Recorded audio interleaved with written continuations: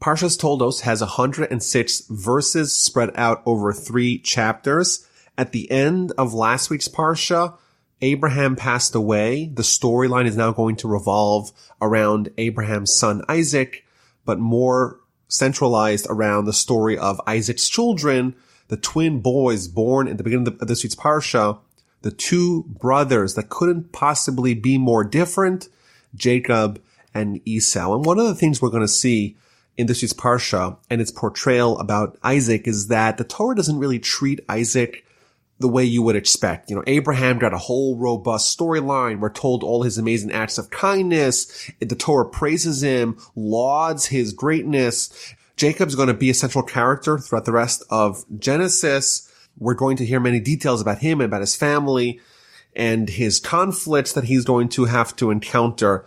Isaac's story is somewhat unusual that we don't really get a lot of detail, a lot of color about his characteristics, about his character traits, about his interactions that he's had. And, even the episode of the Binding of Isaac, it's called the episode of the Binding of Isaac, but the way it's portrayed, the way it's positioned by the Torah is it's really a test about Abraham. And that storyline, that unique treatment of Isaac is going to continue throughout this week's Parsha, where the Torah is going to be a little bit hands-off-ish with how it relates to them, as we will see.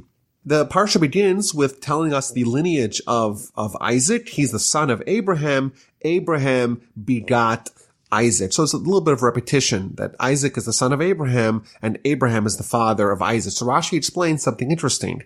We know Sarah was barren for many, many years. Isaac was only born to Sarah after she was 90 years old and Abraham was 100. And Abraham and Sarah were married for a long time before Isaac was born.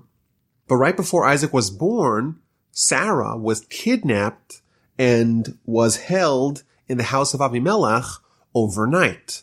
And there were people, the scoffers of the generation, tells us Rashi. The scoffers of the generation, they used to say that, who Isaac's real father is? It's not Abraham. It's Avimelech. After all, Sarah was with Abraham for so long, and she didn't become pregnant. And then she spends one night with Avimelech, and Isaac is born. And therefore, says Rashi, what happened? The Almighty made Isaac's visage, his countenance, identical to Abraham. They were 2 peas in a pod.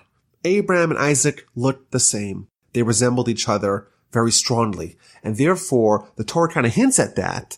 Isaac was the son of Abraham, and Abraham begot Isaac, and that was universally accepted. No one could deny it. If you see Abraham, you see Isaac, it's quite clear that Abraham is the father of Isaac. And this is kind of an interesting idea here. According to Rashi, we see some godly intervention. There were scoffers, people who would kind of try to throw a monkey wrench into the whole miracle of Sarah having a baby at the age of 90, Abraham being 100. They would say, no, this is no miracle. This is just, there's someone else. There's some other factor to this story. And we see here the Almighty intervening, silencing the critics, and making it clear to all that this was indeed a miracle. And in fact, there's an ancient Jewish axiom that one leitzanos, one scoffer, one cynic is able to cast away the impact of 100 reprimandations. The cynics are people that are very harmful because once they kind of cast aspersions into the narrative of the righteous, it's very hard to get the onlookers to be inspired. So Isaac is the son of Abraham, and when he was 40, he marries Rebekah. Rebekah is the daughter of Bethuel, the Aramean, from Padan Aram, the sister of Lavan, and that's who Isaac married. And of course, the second verse of our Parsha also seems somewhat redundant. After all, the vast majority of last week's Parsha was dedicated to how Eliezer found a wife for Isaac. That was Rebekah. We learned about her brother Laban, her father Bethuel, where she was from. It doesn't seem really necessary for that information, that character information, to be repeated in the beginning of this week's Parsha. So again, Rashi helps us with that question, and he tells us, why do we need to be told the identity of Rebekah's father, brother, and hometown? To share with us her praise. Even though her father was wicked. Her brother was wicked. The people that she admired, or maybe she ought to have admired in her life, the influences that she had, they were wicked. Her townsmen, the people that she came from, a place of wickedness, still she was righteous. She did not learn from their ways. The way most people have their identities, their perspectives, their values formed is from the people around them. In fact, even today in America, most people live pretty close to where they grew up, and they don't diverge from their parents and from society very much. There's certain kind of limitations, parameters of how much ordinary people change over the course of their lives from where they began. And here we see Rebecca.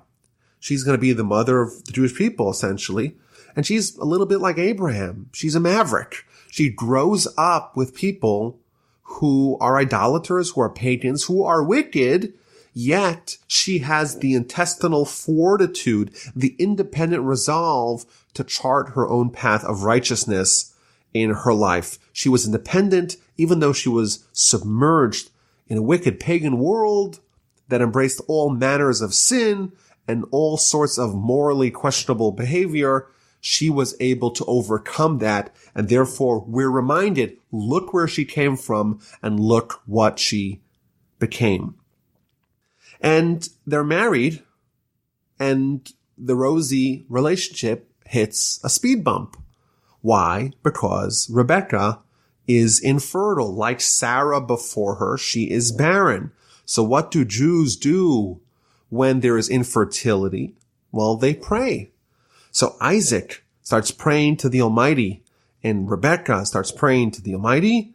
And the third verse of the Parsha, verse 21, the Almighty allowed himself to be entreated by him, and his wife, Rebecca, conceived. So here we see something interesting. Today, thankfully, they have all kinds of treatments, in vitro fertilization, all these amazing medical developments of dealing with a problem that really exists in a lot of couples, a lot of families in the world, that there is infertility. And here we see another angle, or like a spiritual angle, to what ostensibly is a medical problem. We see that at least Abraham and Isaac and Rebecca and people of the Bible, people of the Torah, they view it in kind of the spiritual realm. And they say, okay, if someone has a baby, where's that come from? Also comes from God. So therefore, if someone is infertile, is not able to have children, well, then that comes from the Almighty as well. And therefore, well, what's the solution? The solution is to pray. And this is kind of like a high level thing that we see in many instances in Jewish literature. For example, the Talmud even suggests that maybe people shouldn't even go to the doctor. You're sick. Well, why are you sick? Who made you sick? The Almighty made you sick, on kind of the high level. And therefore, well, figure out what sin you've been doing. Figure out what message the Almighty is trying to send you. Fix the underlying problem, and then the symptom will go away. Now, I'm not trying to suggest that we should just study Torah and pray and let God worry about everything. But my point is just that this existed, and this was present and maybe even prevalent in times of yore, where people had a greater sensitivity to matters of the spiritual, and therefore they focused exclusively on the spiritual components of bad things happening to them or challenges happening to them, and that's how they addressed it. Perhaps today, if we have medical issues, things like that, of course, we shouldn't ignore the more practical, pragmatic approach of trying to go to visit doctors, things like that. We do that, but we also try to add with it a recognition that ultimately it's the Almighty who makes people healthy and who makes people sick. The Almighty is the one, of course, who allows people to have children, not ignore that basic fact of our faith. Now, it's interesting, in this verse, she does become pregnant, but Rashi picks up on this. The Almighty allowed himself to be entreated by him. Says Rashi, the Almighty listened to his prayer, but not to her prayer. Why? She'ein adom tfilas tzaddik ben rasha, tfilas tzaddik ben tzaddik. Because it is incomparable, the prayer of a righteous person, the son of a wicked person, versus the prayer of a righteous person, the son of a righteous person. Both Isaac and Rebekah were righteous. However, they differed in their pedigree. Isaac was righteous, the son of righteous. His parents were also righteous. Whereas Rebekah, she was righteous, but she was different because her family, she was the child of someone who was wicked. And therefore, says Rashi, the reason why God listened to Isaac's prayer, not to Rebekah's prayer, is because his prayer was more efficacious because his father was righteous. And this is somewhat surprising because maybe we could have argued the opposite. After all, Isaac was just copying his father. His father was righteous, he's righteous. His mother was righteous, he's righteous. Rebekah, in fact, Rashi earlier just told us her praise, that even though her family or background were all wicked, she became righteous. Maybe her prayer should be even greater. You'd think the opposite would be true. Quite to the contrary. Maybe the prayer of someone who's righteous, the son of a wicked person, that prayer should be even more powerful. Yet here we see that the prayer of Isaac outweighed, was more effective than the prayer of Rebekah. So there's a few answers to this question. I want to share the answer that I heard from my grandfather. And he said something very powerful. He said prayer, at its root, at its core, prayer is a tacit acknowledgement of a person's own feebleness, a person's own vulnerability, a person's own lack of ability to affect and to effectuate results. We're coming to God and we say, listen, we don't have the ability. We're helpless. Only you have the power to do it. You have all the power. You're omnipotent. You're the one who has the ability to affect the results that we want. That's what prayer is. Prayer is about man humbling himself or herself before God. That's what prayer is. And therefore, maybe normally in other areas, when someone comes from the rags to riches background, someone whose family is wicked, they become righteous, maybe they're better in other areas, but with prayer specifically, the prayer of someone who's righteous, the son of someone who's righteous, that prayer is more effective. Why? Because to pray effectively, you have to be humble. Which one of those people has it easier to be humble? Abraham, he was a celebrity. He was a mover and shaker. He was rich. He had everything. Isaac grew up in a privileged background, both materially and spiritually. If anyone had a reason to be prideful, if anyone had a difficulty to become humble, well, that would be Isaac. And therefore, when he prays properly, when he achieves the peak humility of prayer, that's much harder for him to do than Rebekah. Rebekah, after all, she has kind of a little bit of a dubious background. Someone like that, humility is more natural. Therefore, Isaac had to work harder to pray.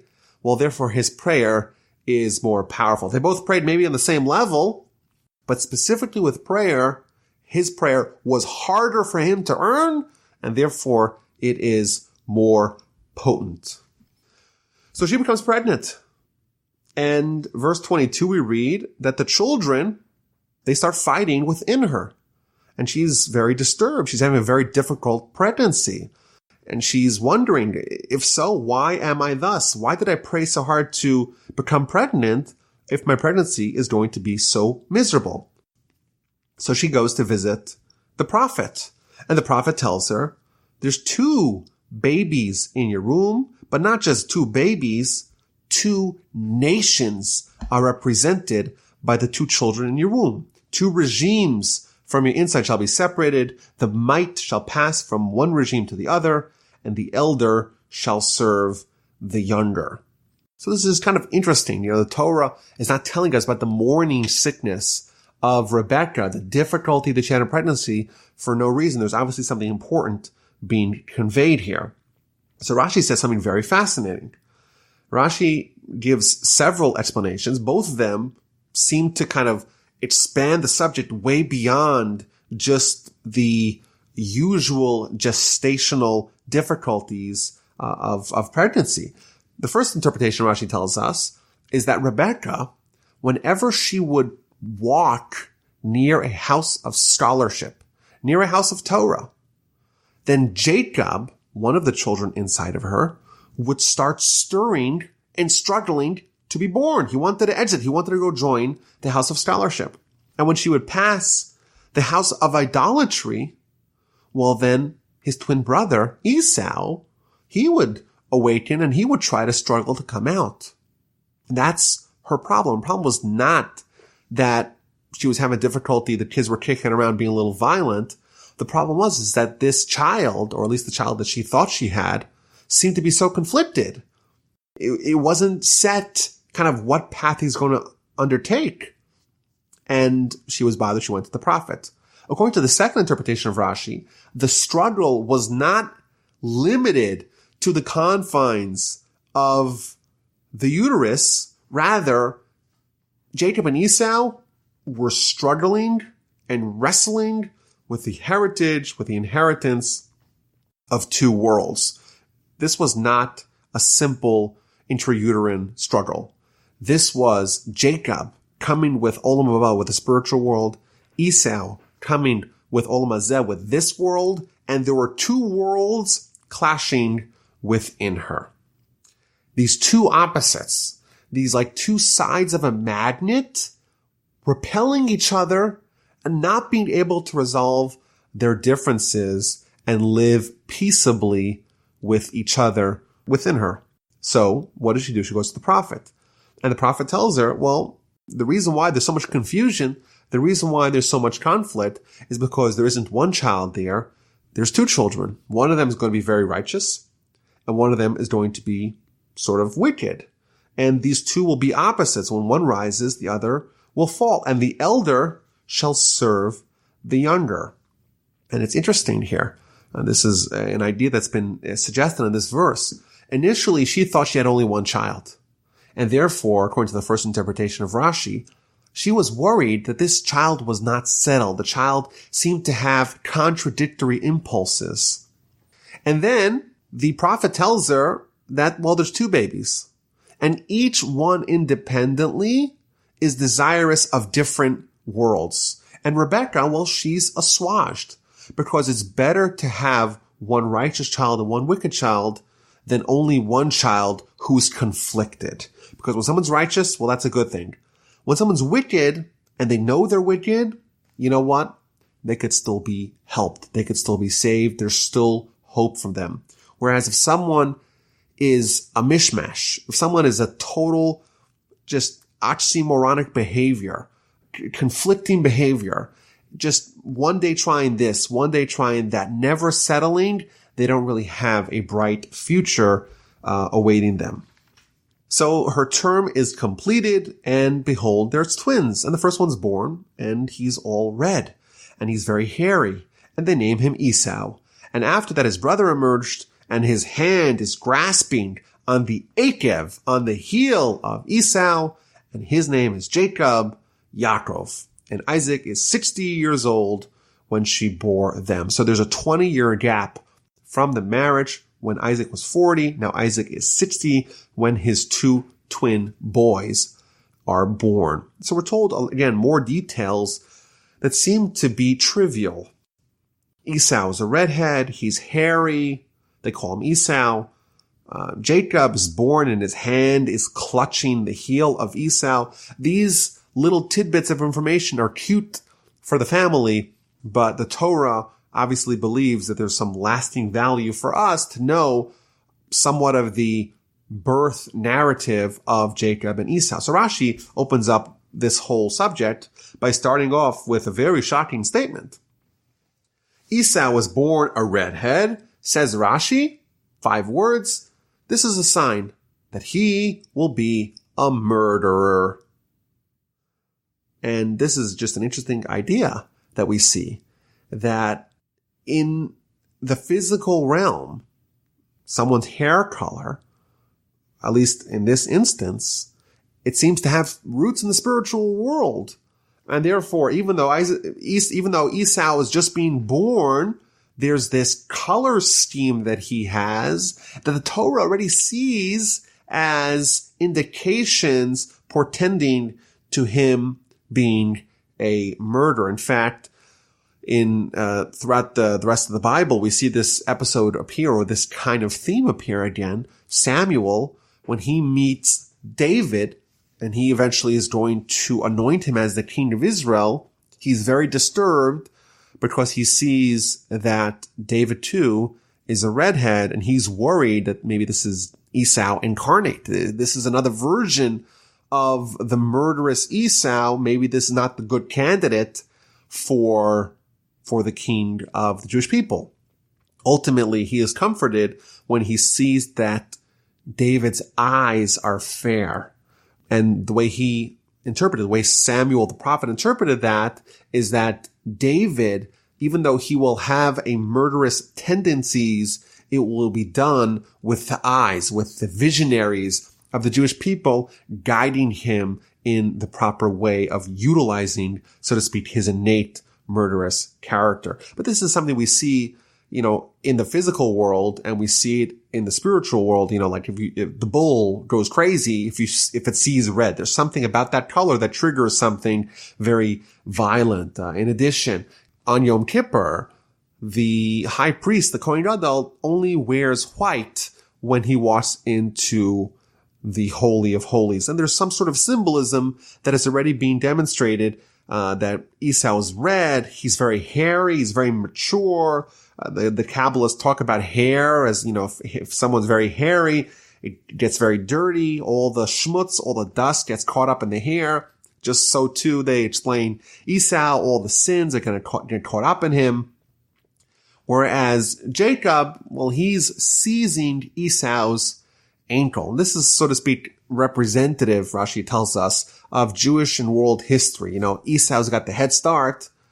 And at the very last moment, Jacob is going to reach out and, so to speak, grab his ankle and ultimately triumph. At the last second, he's going to snatch victory from the jaws of defeat. So again, there's this idea here that the birth of these individuals, because they are not just individuals with their own lives, but they're representatives of big ideas. In fact, in Jewish tradition, Esau is going to, his descendants and his spiritual force is going to be manifested in Rome and eventually in the Christian world. And of course, Jacob is the forebearer of the Jewish world, of the Jewish people. And therefore, all those cosmic conflicts that are going to be the history of the world, or much of the world, for thousands of years, all those things are already being represented at the very earliest parts of the life of Jacob and Esau. And verse 27, we read, the lads grew up, and Esau became one who knows trapping, a man of the field. But Jacob was a wholesome man. He was an honest man. He was abiding in the tents. Isaac loved Esau because he would feed him game, but Rebekah loved Jacob. We read about them as newborns, and then the very next verse, we read about them and they have grown up. Rashi tells us that they are 13. And when they're 13, they went on their divergent paths. When they were children, their character wasn't apparent to all. You couldn't really tell a difference between Jacob and Esau. Once they became 13, Jacob went one path, Esau went the other path. Jacob went to the tent to go study. Esau went to the fields to trap.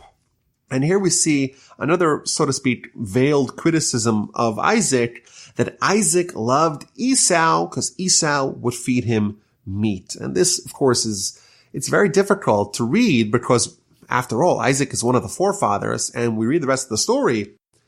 Esau is one of the villains of the story. And here the Torah tells us that Esau was beloved in the eyes of Isaac because he would make him steak. This seems a little bit out of character for one of the forefathers to be told that they love steak so much, and that's why they loved one child over the other child. But one of the ways to kind of understand how Isaac is being treated in the Torah is that Isaac had a personal quality known as din, meaning judgment. And the way it's presented by the Kabbalists is that Abraham, he represented kindness.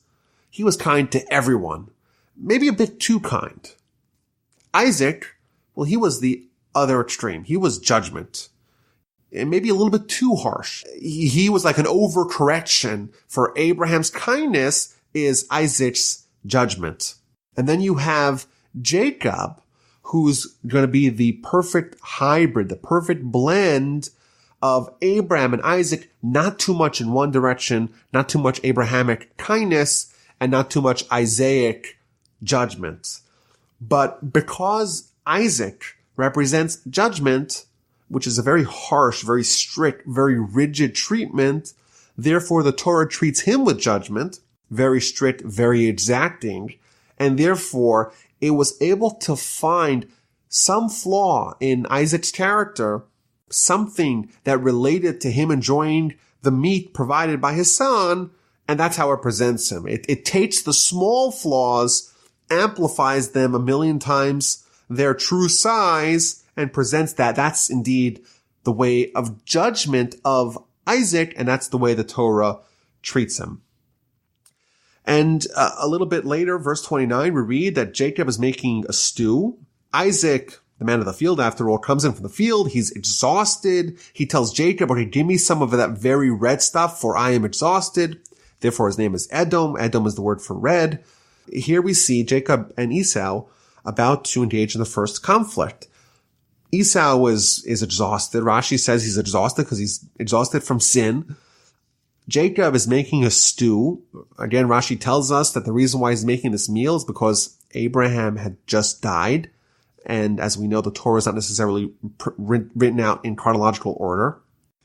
And Jacob and Esau were born before Abraham died, even though Abraham died in last week's Parsha, and Jacob and Esau were only born in this week's Parsha. So Jacob is making the meal for the comforting and bereavement of Isaac, and Esau shows up, and Esau says, I want to eat that. Give me some of that very red stuff. And Jacob says, sure, I'll give that to you, but you have to sell to me your firstborn birthright. And Esau says, what do I need it? I'm going to die anyhow. What use is the birthright? He swears to that effect, and indeed he sold his birthright to Jacob. Jacob gave Esau bread and lentil stew, and he ate and he drank and he got up and he left, and he spurned the birthright.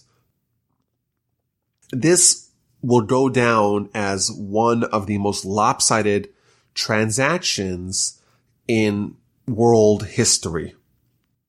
For the price of a bowl of soup, Jacob was able to purchase everything that came with being born first, with the birthright of Esau. So there's a few things to point out over here. You know, if you had to describe a food, you know, you would say, well, it's very healthy, it's very filling, maybe it's even tasty. Maybe if you're a little bit creative, you talk about the texture, what it makes you feel. Here we see Esau.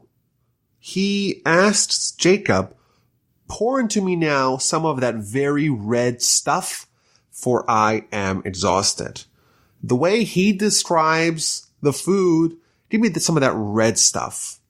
And this is sort of like an interesting little detail here about Esau, is that he's using seemingly the most trivial, the most superficial element of the food to describe it.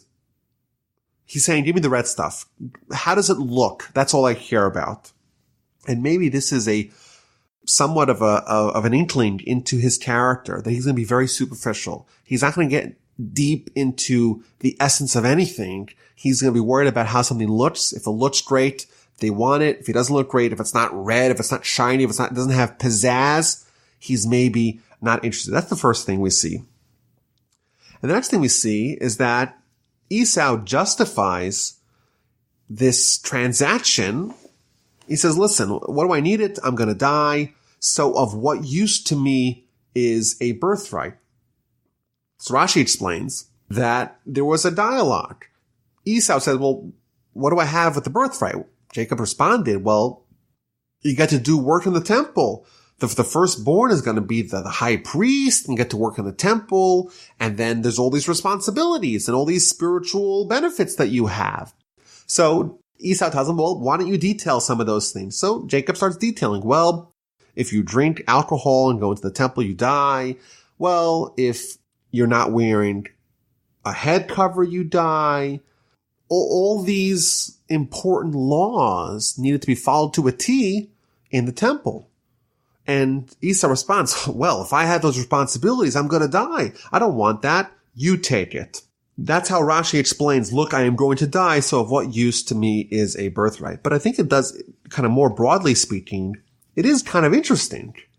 When someone is made to know of their pending demise, if someone knows they're going to die soon, it's kind of an interesting question. Is that going to be a spiritual motivator or not?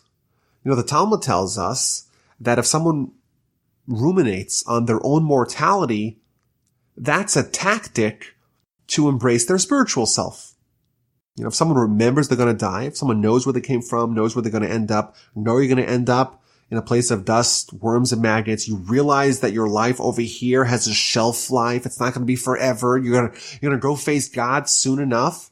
Well, that could really stir you to try to re-examine what you're living for and try to live for a more spiritual centric life. And here we see that Esau, it's the opposite.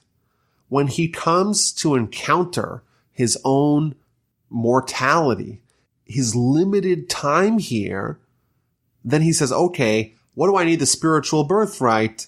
Give me the physical pleasure of the bowl of soup. Let me enjoy that. That is preferable to me, in my eyes, at this time, than the birthright. And maybe we could even argue that this is a bellwether of who a person really is.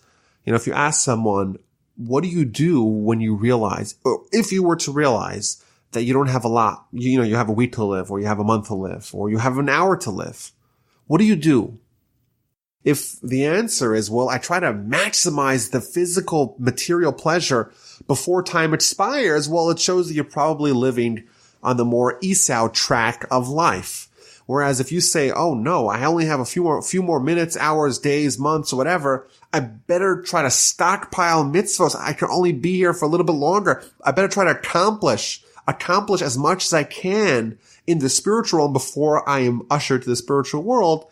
Then it's quite likely that you're more of the Jacob variety, where your focus is the spiritual world. Sometimes we forget about that. We lose sight of that. But for people like that, indeed, remembering your own mortality will hopefully inspire you to pursue a spiritual agenda. Chapter 26 begins with another famine. There was a famine in the times of Abraham. Now there's an additional famine. Isaac again has to travel. He goes to Gerar, which is the second place that Abraham went.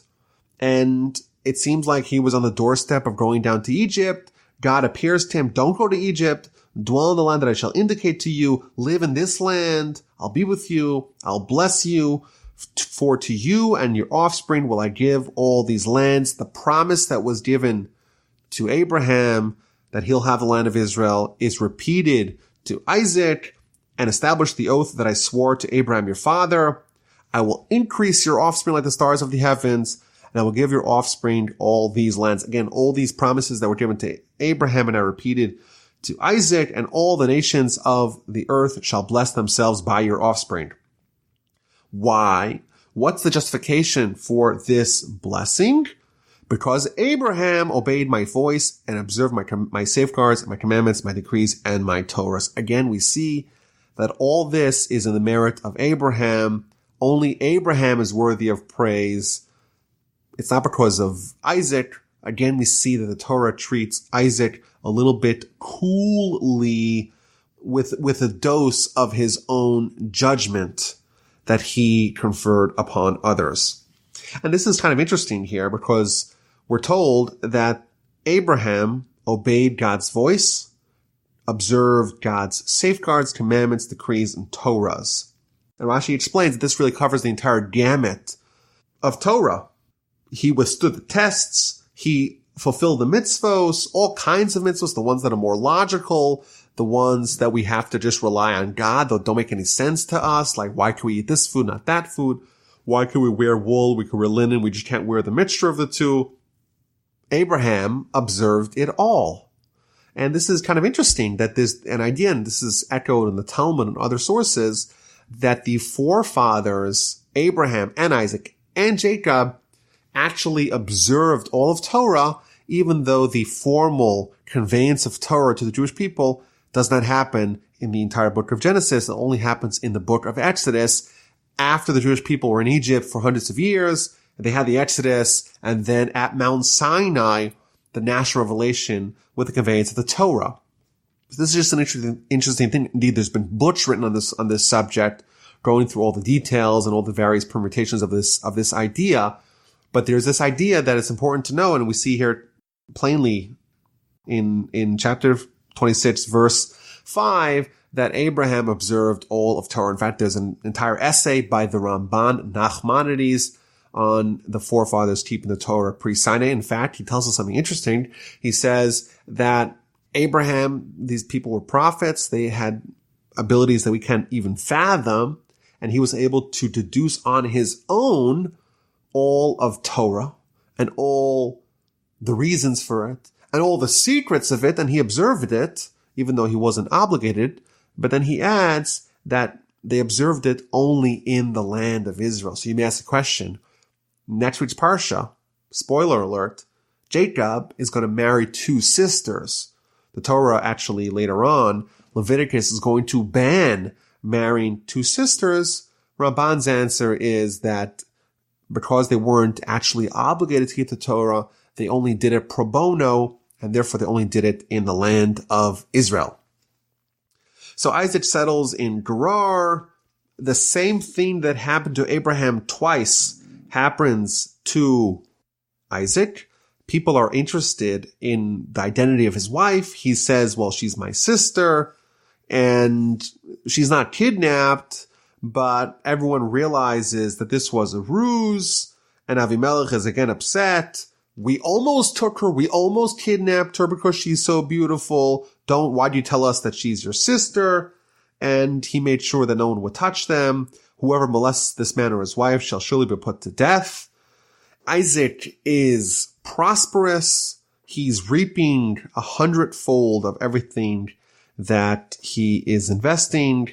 He's been blessed by Hashem. The man became great and kept becoming greater until he was very great. Rashi says that people realized there was something special about Isaac. Everything he touched turned to gold. We'd rather have his fertilizer than Avimelech, than the king's gold and silver. There's something really special about him. Isaac digs wells. The wells are stuffed up by some other ruffians. He redigs the wells, and he signs a treaty with Avimelech that there's going to be no aggression between those two, and they celebrate that with a feast. So there's a very long narrative here about Isaac and his interactions with these various wells. Just quickly, the Ramban tells us that there's 3 specific wells that are named. There's one well which is stuffed up. It's called Asek. There's a second well which is also stuffed up, and that's called Sitna. And there's a third well called Rehovot, and that one was not touched. So the Ramban, of course, is trying to figure out what is the significance of these wells? Who cares? Why is this relevant to us for eternity? And he tells us that, well, these wells are not just wells, but they are foreshadowing the 3 temples. Of course, Solomon built the first temple. It was destroyed. Isaac dug the first well. It was stuffed up. Ezra, together with a collaboration of other people, built the second temple, and it too was destroyed by the Romans. Well, the second well of Isaac was also stuffed up. But he built the third well, Rehovot, and that is symbolic of the third temple, and that one was one that there was no quarreling over. The Almighty appears to him again and says to him, I am the God of your father Abraham. Fear not, for I am with you. I will bless you. I will increase your offspring because of Abraham, my servant. For a third time, we see Isaac is not given any of his own praise. It's all because of Abraham. His identity is inexorably wrapped up in Abraham's.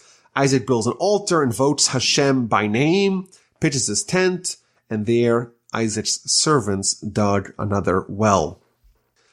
The chapter ends with Esau at the age of 40 marrying a woman, Judith, the daughter of Beera the Hittite, and Basmas, the daughter of Elon the Hittite, and they were a source of spiritual rebellion to Isaac and Rebekah. Rashi curates for us some of the criticism that we see from our sages on Esau by telling us that Esau is like a pig. Why? Because later on in the Torah, we're going to see that there's two signs for a kosher animal. It's got to have split hooves and rechew its cud. If you look at how a pig sits, says the Talmud, it sticks out its two front hooves to show you, look, I am kosher, as if it's kosher. Well, really, it's not kosher. So a pig is something which displays deceptively its kosher characteristics while hiding the fact that it really isn't kosher. Similarly here, we're told about Esau that he's 40 years old and he marries two women. Well, who else was 40 when they got married? At the beginning of the Parsha, we read that Isaac was 40 years old when he got married. And that was the rationale for Esau to get married again. Well, he said, listen, when my father was 40, he got married. I too will do the same. In his head, he's exactly like his father, Isaac. Again, we see more superficiality. Of course, there's a tremendous gulf separating Isaac and Esau, but in Esau's mind, I'm the same, and therefore I'm going to demonstrate it by getting married at the age of 40. My father got married at the age of 40 too. Of course, there's so much more to life and to holiness and to spirituality than the age when someone gets married. That's maybe the most insignificant part of life, what age someone is when they get married. Or maybe it's not the most insignificant, but it's a highly insignificant matter, and Esau makes it central. Chapter 27 is going to tell about a grand heist orchestrated by Rebekah, wherein Jacob is going to steal the blessing, usurp the blessings that Isaac had intended to give to his son Esau. And it came to pass when Isaac became old, his eyes dimmed from seeing, Isaac became blind, and he summoned Esau, his elder son, and said to him, my son. And he said to him, here I am. And he said, see now, I have aged. I do not know the day of my death. I'm getting old. Rashi tells us he was 123 years old. He's within 5 years of the death of his mother. His mother died at 127. He says, well, it's maybe my time. So he tells Esau, now sharpen, if you please, your gear, your sword and your bow, go out to the field, hunt game for me, make me delicacies as I love, bring them to me, I will eat so that my soul may bless you before I die. Abraham had amazing blessings. He gave them pointedly, specifically to Isaac and not to the rest of his sons. Seemingly, Isaac is about to do the same with his blessings before he dies, and he seems to want to give the blessings to Esau. But first, he wants to eat the delicacies. And we're already told at the beginning that his eyes are dim, he's blind. Why is he blind? Rashi gives us 3 reasons. Very interesting. The first one is that it connects to the last event of the previous chapter. The last event of the previous chapter is that Esau married these 2 women, and they were a source of spiritual rebellion to Isaac and Rebekah. Why? They did idolatry in their home. They would offer incense to their idols in the home of Isaac and Rebekah. And what happened to Isaac's eyes? His eyes couldn't bear the smoke of idolatry, and they went blind. That's the first explanation of why Isaac became blind. The second explanation is that when Isaac, and the episode of the binding of Isaac 2 weeks ago, he was on the altar, and his father wanted to slaughter him. At that time, the heavens opened, and the angels saw what was happening, and the angels were crying. And the teardrops of the angels fell and hit Isaac in his eyes, and therefore his eyes became blind. And the third interpretation of why Isaac became blind is so that Jacob will be able to usurp the blessing. As we will see, Jacob will have to resort to some sort of trickery in order to steal the blessings. And therefore, that was needed. So therefore, the Almighty orchestrated that he became blind.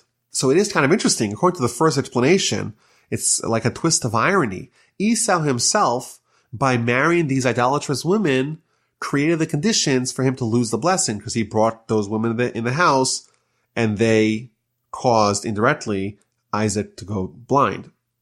According to the final interpretation of Rashi, that Isaac became blind because God wanted Jacob to steal the blessings, we see direct divine intervention for the deception that will transpire.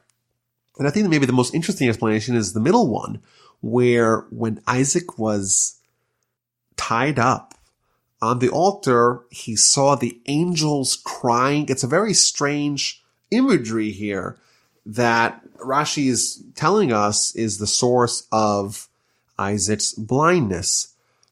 And I don't know the details. What does this mean? Angels, they don't have tear ducts. What's going on? But clearly what it's telling us is that there was a certain touch point between the physical world, the world that we live in, and the spiritual world, the world of the angels at the time of this episode. And there was some sort of interaction where Isaac absorbed something with physical tools that really he wasn't able to handle. Just like the Talmud makes frequent comparisons between the spiritual world and the sun. Even though we have a sun in our world, if you try to look at it, you can't really do it. It's beyond, so to speak, what we could absorb. And therefore, during the episode of the binding of Isaac, there was something that Isaac experienced that was too much for him and impaired his vision. So just an interesting introduction to this story. He tells Esau, go capture an animal and make me a steak, and I'm going to give you a blessing. Why does he have to have food before offering a blessing? So the Ramban tells us something interesting. The Ramban says is that this is no ordinary blessing. This blessing has to be conveyed prophetically. And the explanation for this is that for someone to give a regular blessing, we don't even know how valuable that is, right? I'm giving a blessing. How efficacious is that? However, there is this higher level of blessing, a spiritual blessing, a blessing which is done through prophecy, which is guaranteed to work. So whatever Isaac is about to bless, it's for sure going to happen. However, in order to become a prophet, you have to kind of allow your soul to soar to great spiritual heights. It has to kind of go up to the spiritual world. And you have something that's holding you down, that's weighing you down. You got this body that's totally foreign in the spiritual world. It wants to stay here. So you have this tension. The body's pulling someone down, the soul's pulling someone up. And in order for someone to actually get there to the top of the mountain, you have to find some way to bring the body on board, to cajole and woo the body to join.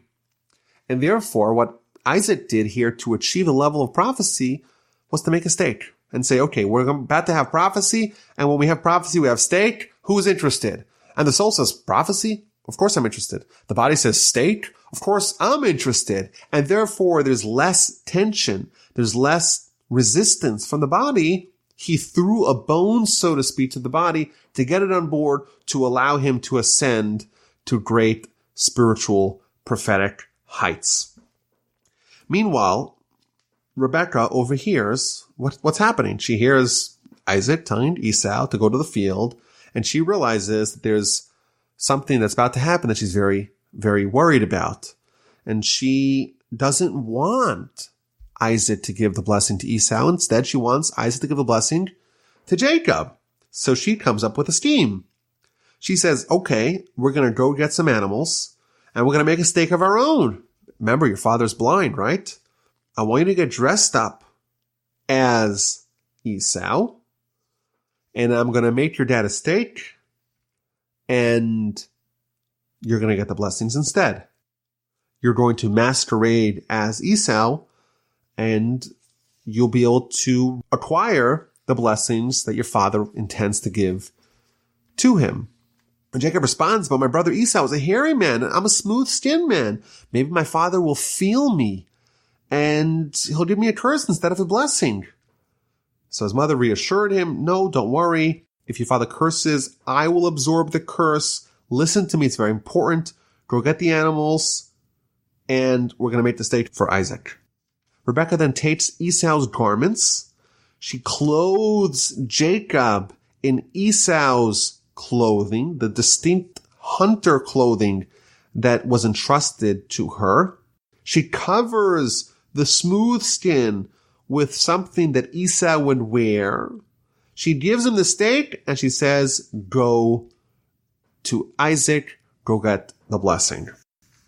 So it's kind of interesting here. There's a disagreement between Isaac and Rebekah. Isaac wants to give a blessing to Esau. Rebekah recognizes that it really has to go to Jacob. So the Sepharna, one of the commentaries, in the end of this chapter, he explains something very important. He points out that if you go to the end of the Parsha, there's a second blessing that Jacob receives from Isaac. And in that blessing, Isaac makes mention of the land of Israel and the blessing of Abraham. And what he points out is that Isaac never intended to actually give Esau the blessing of Abraham. He wanted to give him a second blessing. He wanted to bifurcate, to separate the blessings, to separate the spiritual blessings, give them to Jacob. The blessing of Abraham, give to Jacob. The material blessings, he wanted to give to Esau. He wanted that there should be a total split. He, of course, knew that the legacy, the destiny of Abraham was going to go to Jacob. But as a man of judgment who lived by the credo of judgment, he wanted the Jewish people to follow his model, which is living solely for the spiritual world, not even being able to garner a compliment from the Torah. That's what he wanted Jacob to live by. And therefore he wanted to give all the material blessings to Esau and let Jacob suffice with the spiritual world alone. Rebekah was more pragmatic. She said, no, in order for Jacob to flourish and thrive spiritually, they can't live by that harsh, rigid requirements of judgment. They have to be able to have also a little bit of material breathing room. That's needed. And that was the disagreement. It wasn't about which son really was going to continue the legacy of Abraham and Isaac. Everyone knew that was Jacob. The question is, how is Jacob going to live? Can the Jewish people, can they subsist solely on spiritual matters? That was Isaac's plan.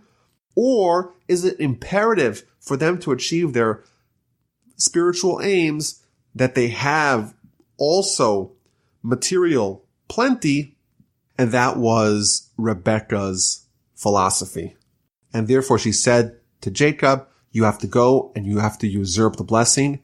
And she orchestrated this heist. So Jacob comes to his father. He says, okay, I am here. And Isaac starts investigating. Who are you, my son? So Jacob responds kind of like a politician. It is I, Esau, your firstborn. Which Rashi explains, it is I am I. Esau is your firstborn. But you could read it, it is I, Esau, your firstborn. Meaning that he gave like an ambiguous answer, which is technically true, but it sounds misleading. It sounds like I am Esau. I have done as you told me. Rise up, please sit and eat my game so that your soul may bless me. So Isaac continued his investigation. How is it that you were so quick to find my son? I just told you minutes ago to go bring me the steak and you're already back so fast? So he responds, because Hashem, your God, arranged it for me. And Isaac is maybe a little suspicious. Come close, if you please, so I can feel you, my son. Are you indeed my son Esau or not? So Jacob drew close to Isaac, his father, who felt him. And he said, the voice is Jacob's voice, but the hands are Esau's hands. He says, he kind of hit the nail on the head. It was Esau's hands, because it was covered with Esau. It was disguised as Esau. And it was Jacob's voice, because it was really Jacob. And this line, these two lines, the voice of Jacob, the hands are Esau's hands. It's not just his take on this issue. This is really all of Jewish history. Our power is our voice. The voice is the voice of Jacob, but the hands, fighting, violence, aggressiveness, those are not the way of the Jews. But he did not recognize him because his hands were hairy, like the hands of Esau, his brother. So he blessed him. He said, you are indeed my son Esau? And he said, I am. He didn't say, I am Esau. He said, I am. So Isaac said, serve me and let me eat of my son's game, and my soul may bless you. So he served him and he ate. He brought him wine and he drank. And Isaac, his father, said, come close, if you please, and kiss me, my son. So he kissed him and he smelled the fragrance of his garment. And he blessed him. And he said, the fragrance of my son is like the fragrance of a field which Hashem has blessed. And he launches into this incredible blessing to Jacob and to his descendants. And as we see, like the Seforno says, these are really all about material bounty. And may God give you of the dew of the heavens and of the fatness of the earth, and abundant grain and wine. People will serve you, and regimes will prostrate themselves to you. Be a lord to your kinsmen, and your mother's sons will prostrate themselves to you. Cursed be they who curse you, and blessed be they who bless you. And again, there is no mention of the land of Israel. There is no mention of the blessings of Abraham. There is no mention you'll be as numerous as the stars or the dust. All those blessings, those spiritual blessings, are not present over here, giving a lot of credence to the argument that this blessing, which was intended for Esau, does not imply, or should not be misread to imply, that Isaac believed that Esau was his continuity, rather that he wanted to give the physical blessings, the material blessings, to Esau. And it was when Isaac had finished blessing Jacob, and you know what? Who shows up? Esau shows up. And he too made the steaks, and he brings it to his father. And he says, let my father rise and eat from his son's game, so you will bless me. So Isaac realizes that we may have a problem. Who are you? And he said, I am your firstborn son, Esau. Jacob just walked out. He's got the blessing. He's secured the blessing. These are, remember, prophetic blessings. Once it's done, it can't be undone. And now Esau walks in and he wants his blessing that he thinks he's about to get. Then Isaac trembled in a very great perplexity and said, where is the one who hunted game, brought it to me, and I partook of all when you had not yet come? And I blessed him. Indeed, he shall remain blessed. After Isaac realized what happened, he came around and he acceded to Rebekah's perspective that indeed Jacob has to have it all, not only the spiritual blessings, but also the physical, material blessings. Esau hears this, he cries out, he goes ballistic, bless me to my father. And his father responds, no, your brother came, he was very clever, he stole your blessing. And Esau continues his lamentation. He stole my birthright. Now he's stealing my blessing. Is there nothing left? Isaac finds a leftover blessing for Esau. And he said to him, behold, of the fatness of the earth shall be your dwelling, and of the dew of the heavens from above. By your sword you shall live, but your brother you shall serve. Yet it shall be, when you are aggrieved, you may cast off his yoke from upon your neck. What does this mean? What Isaac tells Esau is that your brother may have a vulnerability. Yes, your brother you shall serve, but it's possible for you to cast off his yoke from upon your neck. Rashi explains, when the Jewish people disobey the Torah, then you could lay claim to the blessings that he stole from you, and you could unshackle yourself from his burden. Meaning that the blessing that Isaac gave Jacob is contingent on Jacob fulfilling the other role. Jacob got both, the spiritual blessing and the physical blessing. However, the physical blessing, the physical mastery that Jacob's going to have over Esau is only so long as he's fulfilling the destiny of the blessing of Abraham. Once Jacob departs from the ways of Abraham, he departs from Torah, then automatically the earlier blessing that he usurped from Esau becomes nullified, and now Esau is in control again. Esau does not take this lightly. He harbors hatred towards Jacob, and he thought, may the days of mourning for my father draw near, when my father passes away, and I will kill my brother Jacob. He is not willing to yield. Once Isaac passes away, once I know that he's not going to be troubled by this, I am going to kill my brother Jacob. Now, Rebekah was told the words of her older son Esau. She finds out prophetically that Esau wants to kill Jacob. And she sent and summoned Jacob, and she says, oh, your brother wants to kill you, and therefore I want you to get up and flee. Flee to my brother Laban, to Haran. Remain with him for a little bit. Maybe your brother's wrath will subside. Maybe his anger will dissipate. Go spend some time with my brother Laban. Maybe marry some of his daughters. Wait for tensions to calm down. And then Rebekah goes and lobbies Isaac. I'm disgusted with my life on the account of the daughters of Heth. If Jacob takes a wife from the daughters of Heth like this, like the daughters of the land, what is life for me? So now, Rebekah really, she knows that Esau wants to kill Jacob. And it's not a safe place for Jacob to be.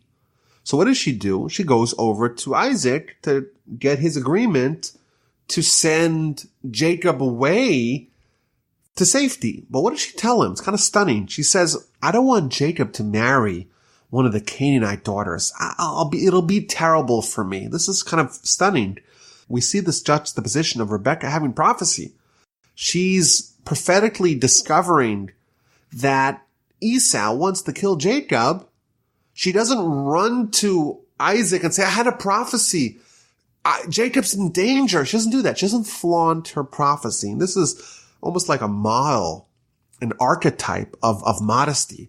Just because someone has prophecy and therefore there's actions maybe they want to affect with that, there's no need to go broadcast to the world, I'm a prophet, if you're able to achieve the ends of sending Jacob away via other means, there's no need for you to flaunt your spiritual achievement. So Isaac summons Jacob and blesses him. He tells him, don't take a Canaanite woman as a wife. Go to Laban, to your mother's brother and family, and marry one of his daughters.